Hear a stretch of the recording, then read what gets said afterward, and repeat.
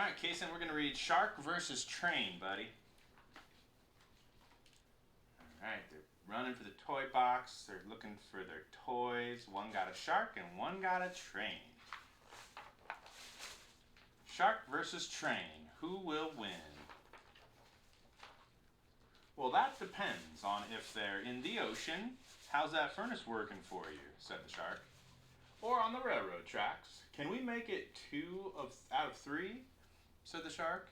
If they're on a seesaw, or in hot air balloons, roasting marshmallows, eating pies, or having a burping contest.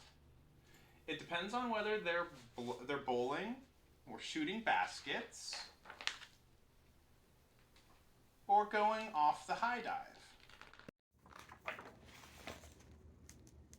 Running lemonade stands, trick or treating,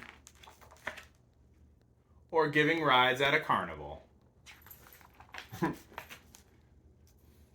It can depend on who gets to pick first, who names the game, or who deals the cards. But who wins if they're playing hide and seek, or trying not to get shushed,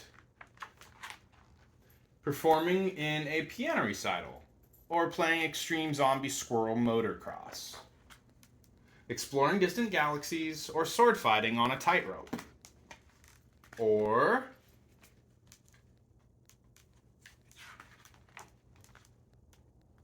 boys, lunch.